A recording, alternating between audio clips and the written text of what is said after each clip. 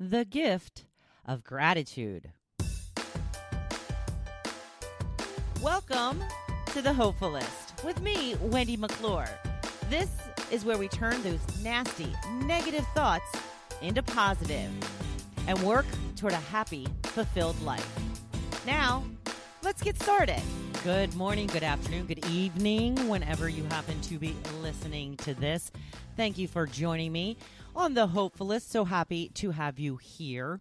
Starting out with not really a quote of the day, more of a phrase of the day. Because we're talking about gratitude today. So I want you to listen to this closely. If you have food in your fridge, clothes on your body, a roof over your head, and a place to sleep, you're richer than 75% of the entire world. Think about that. 75% of the entire world does not have food, probably a fridge, clothes, and a roof over their head. Therefore, if you have money in your wallet and can go anywhere you want, you are among 18% of the world's most wealthy people. If you are alive today and healthy, you are more blessed than the millions of people who will not survive this week and die. Little more food for thought. If you can actually read or listen and understand this message, you are more fortunate than the 3 billion people in the world, that's billion, who are blind, deaf, or illiterate. Life is not about complaining. Life is about thousands of other reasons to be grateful and happy. That is something that I have pinned to the top of the Hopefulist group page so that it's the first thing you see when you go to the group page, just to kind of scroll around. And I haven't mentioned it in a while, so I wanted to start out with that because we're talking all about gratitude today. That's right. If you haven't been paying attention, I am hosting a gratitude challenge this week. We're on day 2, and I got to tell you, this is turning out to be so amazing. So much more than I hoped it would be. We're having a blast in this group. It is not too late to get in. If you would like to give the gratitude challenge this week a try, just shoot me an email or, via the thehopefulist1@gmail.com. Shoot me a message through Facebook. Shoot me a message through Instagram. Whatever. Just let me know. I will add you right into the group. So with that said, I have a funny little story that I wanted to tell you about. I have inadvertently been stalking Konstantin Maroulis for years now. Who is Konstantin Maroulis? Well, first of all, it's not Konstantin Morales, it's Maroulis. He was one of the early seasons of American Idol. He was a rocker dude, long hair. He was in the top 12. I don't know how close to the top he finished. I know he didn't place first or second, but he was a big fan favorite, and I was still watching it at the time. So, I didn't care, not care, whatever about him. I just knew who he was. Fast forward a couple of years, and I go to see the Broadway show Rock of Ages. And this was when it was, it hadn't even technically been released yet. If you know anything about theater, you know that they have the previews, which is a couple of, maybe a week or so before the actual show debuts. They have what they call previews, and this is when they work out the kinks and whatever. And, so I had gotten a ticket to one of these previews, and I went to see the show. Turns out the star of the show, Konstantin Maroulis. Had no idea. I'm like, hey, cool, it's that guy from American Idol. How awesome is that? So maybe a couple of years later, a year, 2 years later, something like that, my sister-in-law had tickets to one of the theaters in Philadelphia, like those subscription ones where you get to go to see so many shows per year. And they couldn't use the tickets to one of the shows. They asked my husband and I, would you like to go see this show? It's Dr. Jekyll and Mr. Hyde, or Sister Hyde, I guess. I'm like, sure, yeah, let's go. Who is starring? Konstantin Maroulis. That's who's starring in the show. Starting to get a little weird, right? My last job that I had at the radio station, it was when they were reintroducing American Idol. If you remember, it took like a 1 or 2 year hiatus, and then they decided to bring it back on a different channel. And we had spoken to Constantine on the phone at that time to talk to him about the possibility. There was rumors that he may be asked to be a judge on the new American Idol. However, it turned out he never had been asked, as far as I know. But we had chatted with him on the phone, and I had told him how I'm inadvertently stalking him and how I've seen him in this and that and the other thing. So now flash forward to this past week when my husband and I were on staycation. The cool thing about living in a resort area is there is a live concert almost somewhere almost every night of the week. I think the only night there is not a concert is Tuesday on the different towns on the island, so forth. So Friday, they have what they call Friday Night Fire Pits, and it's on the beach, and they have a concert. They have a different act every week. So since my husband was on staycation, I said, let's go. Look it up. Guess who's playing? Oh, you guessed it. Constantine Maroulis and his band. Oh, what were they? Constantine and it's an F word. I can't remember now the name of the band, but how weird. Is this getting weird now or what? I mean, it was weird a while ago, but now it's really weird. I have to tell you, I enjoyed it very much. Played all cover songs, all songs that we knew, could sing along to. It was great. So now I've got 3 unexpected visits to see Constantine Maroulis, 1 phone call, and we'll see where he shows up next, because wherever he is, apparently I will be too. I thought that was a funny little story anyway. So is anybody watching the Olympics? Yes, I am very excited. I love the Olympics. I just don't spend enough time watching them because I don't want to sit through all the things that I don't really want to see in order to see the things that I really want to see. And what I really want to see is gymnastics. That's what I want to see. Gymnastics, gymnastics, gymnastics. As of yet, I have seen no gymnastics. I'm sure they're on. I just haven't seen any yet. But I have seen some swimming. I can't even remember her name, but this morning they were showing on the news how this 17-year-old girl, I think she lives in Alaska, they showed her whole school watching her cross the finish line. She won a gold. Everybody in the school went crazy. It was awesome. I got a chance to watch a little beach volleyball, too, which leads me to the good news segment of the podcast today.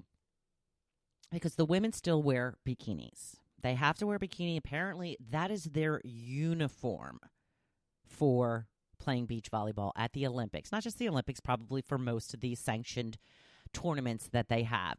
The men, however, of course, get to wear shorts and a tank top. So the women of Norway decided that they just weren't going to wear these bikinis anymore. They weren't going to wear the bikini bottoms. They were going to wear shorts instead.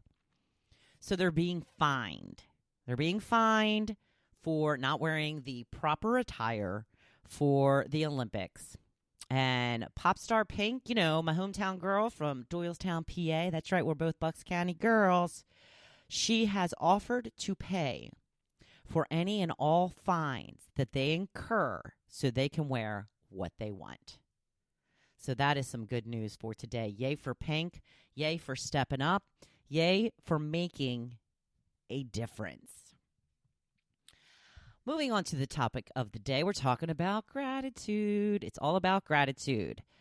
Jen Sincero says, a desire to grow is not the same as being negative about where you're at. So what does that mean? That means that you can want more out of life and yet still be happy with what you currently have.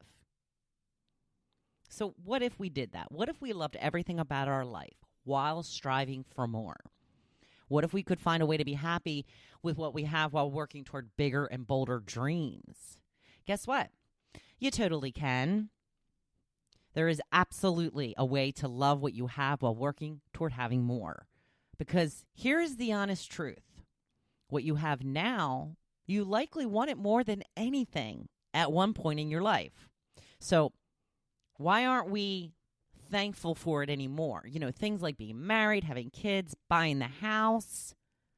We forget how much we wanted all of that stuff. And, it's human nature to want more. It really is. To want bigger and better things. And that is why it is so important to remind ourselves of how good we already have it. This is when gratitude comes into play. If you followed me for a while, you know that I credit gratitude for being the number one reason that helped me turn from a negative Nelly to the Hopefulist. I finally decided to give a gratitude journal a real go, to go all in and give it my all. And it changed my life. I had kept a gratitude journal for years without any real results. Now, it's because I'd been doing it wrong. Yes, you can do it wrong, and it's what I hope to help you avoid. I was treating it like a chore. When I did remember to do it, I was annoyed that I had to sit down and fill out the darn thing. In essence, I just didn't take it seriously. But here's the thing. You have to actually feel the gratitude of what you are writing down in order for it to work. Yes, I'm serious. Otherwise, it won't work. So don't even waste your time. And it only takes about 5 minutes a day. You can commit to 5 minutes a day for more happiness and fulfillment, right? Can't you? I think you can. So here are the guidelines I use. I write it down at the same time every day. Maybe it's first thing in the morning for you, or right before bed, or maybe after you get the kids off to school and have a moment. Maybe you can do it when you get to work every day or on your lunch break. The point is trying to do it at the same time every day. But, here's the thing. It's better to get it in whenever you can rather than not do it at all. So if you can't do it at the same time every day, then just do it. But the point of trying to do it at the same time every day is to look back over the past 24 hours. What has happened in the past 24 hours that you are grateful for? I encourage you to look for the simplest things. Big things are okay too, but you should try to not repeat the same things over and over, as that defeats the purpose of setting you up to look for more things throughout the day to be grateful for. Maybe you hate your job, but it gives you the money you need to feed your kids and maintain the house. And just maybe you got a compliment on your shoes as you were in the elevator on the way into the office today. It's summer, so does that mean you have a garden full of flowers or vegetables that you can eat? That's something to be grateful for. I sit and look at my flowers all the time. Longer days, warm temperatures, oh yeah. What about all the stuff you meticulously picked out for your home at one time? When is the last time you really looked around your house and appreciated how you made it look? In my opinion, the use of a gratitude journal has 3 main benefits. The first, it gives you a chance to relive the moment you are grateful for. For example, my journal is filled with different things about my dog. Things she does, or noises she makes, or just how damn cute she is, how much fun she had when we were playing ball, or how excited she was when we went for a walk. Often I will write down something like Tucker snoring this afternoon, which gives me a chance to relive that moment, and it puts another smile on my face. The second benefit is it gives you the opportunity to look for things throughout the day to be grateful for. You will start to see things and take note of it to write down in your journal later that day or the next day, like seeing a beautiful bird on a fence post. Like you'll see that and you'll be like, oh, I want to remember that for later. I'm going to write that down in my gratitude journal. And thirdly, it will literally change the way you think about things. Instead of being resentful for things that you have to do, it starts to put your focus on why you are doing those things in the first place. Cooking and cleaning in preparation for a family gathering. Yes, it's a lot of work, but it's almost always worth it to be surrounded by those we love and to make memories together, right? My husband and I have a standing joke about when we have parties at the house. Now, I love having parties. I love hosting people at the house and sharing the blessings of the amazing home we have in this amazing location. But inevitably, as I am running around like a crazy person, trying to make sure everything is ready, I always tell my husband, no more parties. At this point, he just laughs and says, yeah, okay, because he knows I don't mean it. It's just that moment when I feel overwhelmed at everything I still have to do before it starts. But then when it's over, it's always worth the work, always worth it. Even though inevitably I will leave dessert on the top of the fridge and forget to put it out every time, every single time. Are you getting what I'm saying? Are you smelling what I'm selling? You get it, right? But one of the best benefits of keeping a gratitude journal is to realize that we take so much for granted.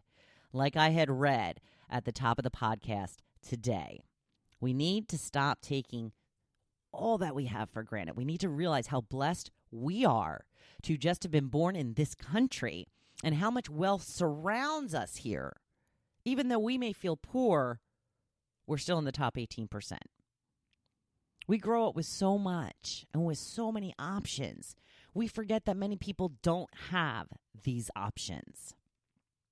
I think back to my first car. It was a bright yellow Ford Pinto. It was given to me by my mother, and man, I hated that car. I didn't even want to be seen in it. I wanted a cool car like my friends had. But I look back now and I realize that I should have just been grateful to have a car. But of course, in my selfish adolescent mind, I just assumed everyone got a car. Nope, not even close. I could have had to take the bus wherever I was going, and that would have been way worse than the bright yellow uncool car. We have to stop thinking that everything we have is just a given, because it's not. And appreciating these things that we typically take for granted will help to put things in perspective, making us realize how much we already do indeed have. As I mentioned, I'm currently hosting a gratitude challenge. If you would still like to join, let me know. You can totally catch up. I'm telling you, it is the game changer. I hope you will consider joining. Meanwhile, start that gratitude journal. Get a super cute notebook and a fabulous pen and write those things down. It's also fun to look back on the things you wrote down. It takes 5 minutes a day, and it is so worth it. You are so worth it. If you like this episode, please leave me a review on the platform you listen through or share with your friends. Tell your friends about the gratitude challenge too. Everyone can use a little more gratitude in their life. So, meanwhile, have a fantastic week. Go on out there and be badass. You know I'm here cheering you on. Thank you for listening to The Hopefulist. Now, don't you feel good? Make sure you come back next week. See you then.